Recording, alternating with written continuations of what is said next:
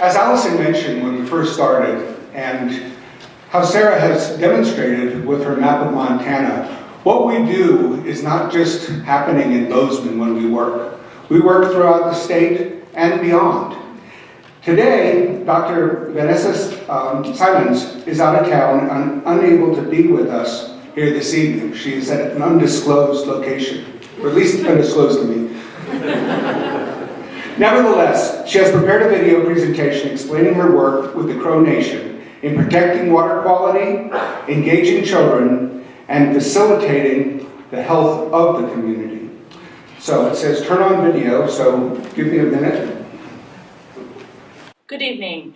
I'm happy to be here to share, well, not be there, but I'm happy to be able to share my project with you, and I'm very honored to be here. So, safe, clean water is necessary for human health, but we often take for granted our access to safe water. But it's clearly becoming a major challenge of this century. Even in the United States, the widely publicized water quality failure in Flint, Michigan serves to highlight the false assumptions that we can have about our access to safe drinking water. Furthermore, the potential environmental health and cultural threats from the proposed oil pipelines, particularly the Dakota Access in North Dakota, have raised significant concern among the Standing Rock Sioux tribe, as well as over 300 other tribal nations and environmental activists. American Indians are particularly vulnerable to agricultural and mining industry impacts occurring on their lands. The U.S. Environmental Protection Agency reported that 61% of water systems on reservations had health violations or other significant reporting violations. This is compared to only 27% of all public health systems in the United States. On the Crow Reservation, the Crow Environmental Health Steering Committee has been working for over a decade to understand the water quality issues there. And in 2014, they invited me to join them. Their partnership expanded to include the local school, as well as myself and other project partners here at MSU. In one of our early meetings, we began discussing the role of children in families and in our community. Community partners gave examples of how children and grandchildren had encouraged them to be healthier. For example, telling them about the dangers of smoking or encouraging them to use their seatbelt. Our steering committee also hoped that we would facilitate leadership qualities in children so that as they grow older, they would have a long-lasting impacts on protecting the water resources in the community. We found this model of children as change agents, and this is how we see our intervention working.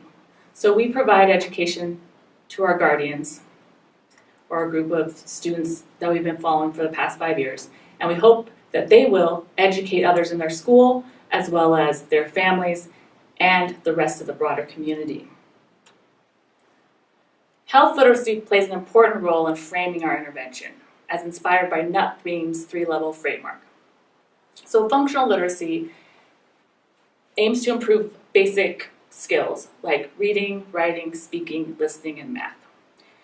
Interactive literacy focuses on people's capacity to interact with others, share information, and apply those skills. Critical literacy has an emphasis more on creating knowledge, enhancing skills, and engaging in collaborative action for change. We also build on the newer field of environmental health literacy. Environmental health literacy is complex. It includes issues related to health literacy, but also science literacy and legal literacy. In our initial partnership meetings, our goal was to share findings from previous water quality research conducted on the reservation. So our goal was to educate 4th and 5th graders and then have them go out and be change agents. However, we soon realized that developing age-appropriate, actionable messages for 4th and 5th graders would be a challenge. Like many other environmental health issues, water quality on the Crow Reservation is complex, with many mitigation challenges. So we scaled down our ambitious plans. So based on these models, we've implemented 4 years of summer camps and after-school programming. Our first year of summer camp and after-school really focuses on that functional literacy level, including science literacy. It was our first step in refining the health messages, something that these kids could take and understand and then share with their community. In this photo, students are learning about the health of the river. One of our first main messages was discussing how what happens upstream can affect us downstream. Students also collected insects so that they could determine the level of contamination in the river. One of the main messages our community board hopes to see is that these children become observant of their surroundings and then consider what they're doing to our water, or what we're doing to our water, can have long-lasting effects on ourselves and our community and future generations. Another of our main messages is related to a common type of contamination, E. coli bacteria. We found that the use of role-playing activities helped drive home an understanding of where E. coli contamination comes from, animal waste, and what we can do about it, keep the animals away from drinking water. We also work with these kids in the summer and in after-school hours, so we want to make it fun. So they begged me to take them to the swimming hole last year, and I relented, but only because we had high school facilitators who are strong swimmers to help us out. Another strength of our program is the integration of Upsalica traditional knowledge and Western science into the EHL framework. Although grounding our program in Crow cultural values was central to our agenda, during our pre-pilot phase, we realized we needed to better integrate these two ways of knowing. So one of our community partners explained to the children how he integrates Western science with his Crow cultural worldview. And we continue to make this discussion a foundation of our program. Consistent with previous studies, we found that direct experiences such as field trips to local cultural sites, springs, and rivers seems to have more of an impact on knowledge and attitudes, as opposed to indirect experiences and just reading about them.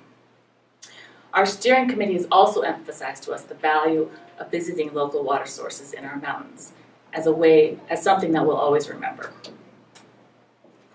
We also wanted to build their interactive literacy skills. And so to us, this really means improving their capacity to extract and apply the information that they're learning. So in our first and second years, we've built several opportunities for them to practice speaking to each other about these messages and then relaying them to their parents. Parents commented on that their children were noticing and starting to ask questions about water-related issues. For us, critical literacy refers to personal capacity for individual and social action. Each summer, students collect water samples from in and around their homes and their community. They then test, analyze, and interpret the results. As I said, environmental health literacy is complex, and some of that complexity is related to being able to comprehend scientific processes and findings, and then making meaning out of things like associations and likelihoods. So for example, we're asking, is there bacteria in our water sources? If so, is it at unsafe levels for swimming or drinking? If we swim or drink it, how likely are we to get sick? So we were most successful at generating community interest these past 2 years, where students presented water quality test results from the local area. One parent posted on Facebook about her daughter's role in testing the local river, which garnered over 20 posts from the local community discussing the need for action. Our Photo Voice project has also allowed community members to see the community's water challenges from their children's perspective. It was displayed in the tribal building for several months. In 2017, children were also especially concerned about the litter as a major source of pollution of their water. We gave them the opportunity to pick an activity that would help make a difference in their community. They chose to decorate trash cans and place them around the community where people would use them. We're currently focusing on springs this year. Children are learning the Crow names for the spring and testing them for E. coli, and then deciding ways to share this with the community. Given the pressing need to address environmental pollution in our waterways, our intervention shows promise for intergenerational learning and action. Based on our findings, we recommend an educational program that's designed to excite and connect children with their broader community.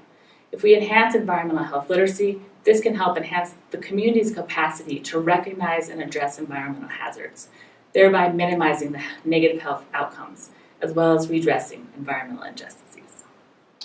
I want to make sure to thank all of my project partners, those at Crow Agency Public School, Grant Bulltail, our steering committee at Little Bighorn College, as well as the many students and advisors I have here at MSU. And, of course, the Center for American Indian Rural Health Equity for funding our program. Thank you.